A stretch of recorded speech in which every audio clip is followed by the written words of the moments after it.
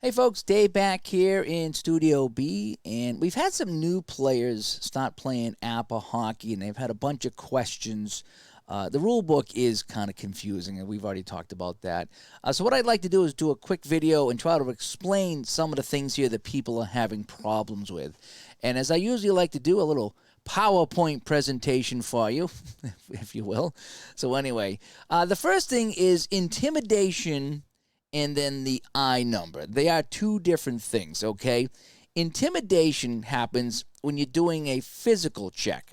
So you'll see here, it'll come up and it'll say pass asterisk, only if, though, the physical is less than 10, let's say, or less than 14, and on the right-hand column, if it's less than 8 or less than 12.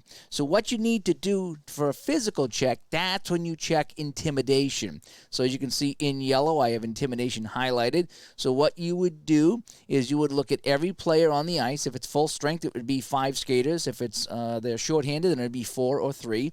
And you add up all the intimidation and see if it adds up to that number or not. So in the first case, when it says pass physical 10, if the opposing team has an combined intimidation rating 10 or greater, then it's intercepted by the left D. Below that, the physical 14, it's the same thing. You add up all skaters on the ice in the opposing team. If it's 14 or greater, it's intercepted by the left wing. If the intimidation total is less than that number, then it's a pass, and it's asterisk. And again, that asterisk is very confusing. It doesn't spell it out.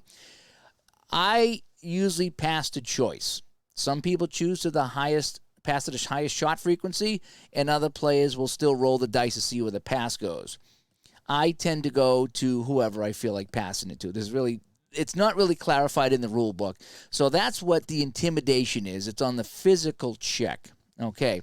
Now, the other I number is the in the slot rating, and you can see that's at the bottom of the card.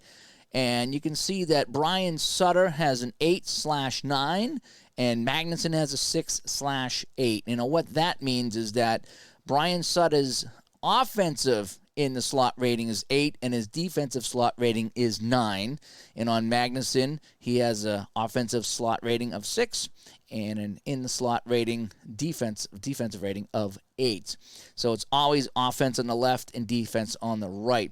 And that'll come in, these usually come in during a matchup or a dump and chase or some other kind of a different event in the game is when you need to check the I number at the bottom of the card. So that is the in the slot. And also make sure you check up the matchup control chart that's in the book as well, because what will happen is if you have two players that match up, now in this case it's a tie. So if Sutter is using his offensive I rating in the slot and Magnuson is using his defensive I rating or in the slot rating, it's 8 and 8. And the book doesn't tell you what to do for a tie. It just doesn't. So I usually go home team has the advantage in case of a tie. That's just what I do. You could roll the dice. You could do whatever you want to do. But I go home team wins the tie. Some people go defense, win the tie. Some people go offense, win the tie. It's up to you. The rule book really doesn't clarify what to do in case of a tie.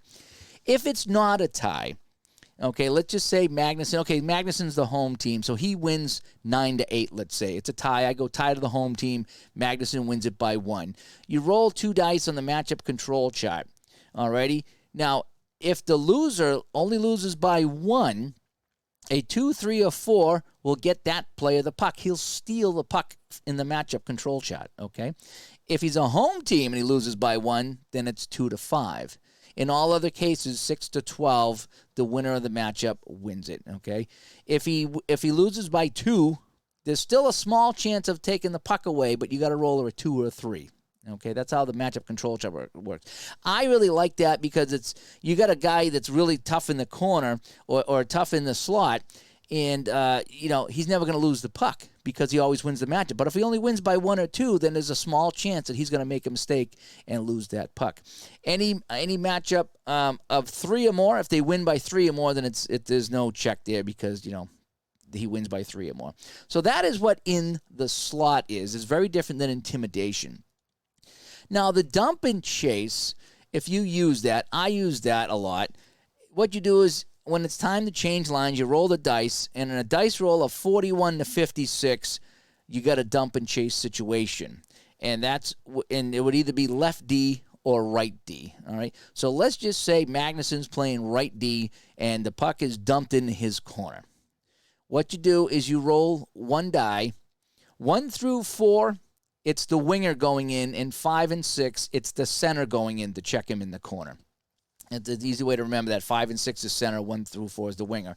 And it's the opposite winger. So again, if Magnuson's the right D, it's the left wing going in the corner. So if you picture a hockey rink, the left wing is going in on the right defenseman. That's how you picture that. So you would look at the corner battle. You can see Brian Sutter, his offensive corner rating is 14. Magnuson's defensive corner rating is 11. Sutter wins this by 3, so there's no need to check the matchup control chart. Sutter wins the corner battle.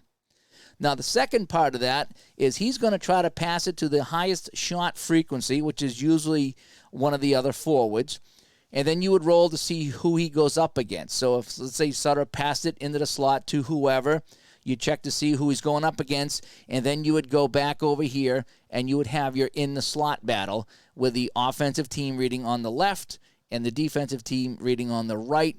If the offensive win both of those, okay, if the offensive wins the corner battle and in the slot battle, they get the shot on the net. That's how a dump and chase works.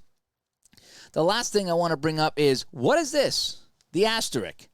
The mysterious asterisk that you see throughout the game. Doesn't really clarify it all the time, but there's a couple of hints in the book.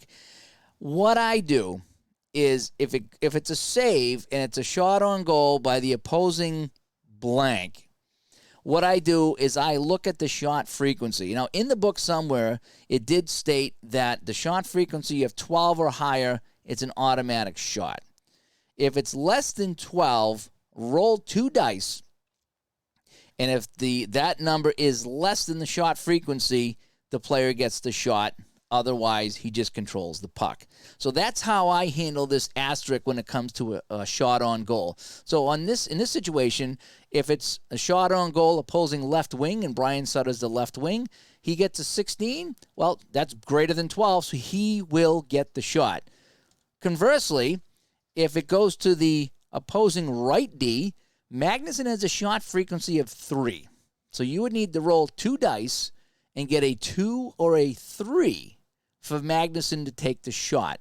Anything else, and he doesn't get the shot, and he just controls the puck. So the idea being that if you don't have a high shot frequency, you don't take a lot of shots, then you don't get the automatic shot that you have to roll to see if you take the shot. I don't know if that makes sense or not, but that's how I handle it there. So that's the best I can do to explain some of the things in APBA, because a couple people were confused with the I and the intimidation rating. They're 2 different things. And then that down asterisk, it's all over the place. It's on the passes. It's on the shots. When it's on the pass, I tend to go to choice. And if it's on the shot, then if they're 12, shot frequency is 12 or higher, they get the shot. If not, you roll, and you need to be less than that shot frequency. So meaning that Magnuson's shot frequency of 3 is really low. Okay, some other guys have a shot frequency of 11. I mean, they're probably going to take the shot. So you roll, and only a 12 would prevent them from taking the shot. So that's kind of how I do some of the things here. So hopefully that clarified a little bit of what's going on in APBA Hockey. The rule book can be very confusing, but if you just think through it and you hunt around, it's like an Easter egg hunt. You got to find the things in the rule book for it to make sense. So hopefully that makes some sense. Any questions, let me know, and I'll do the best I can to answer it. I'm Dave from Studio B. Have a great day. Bye-bye.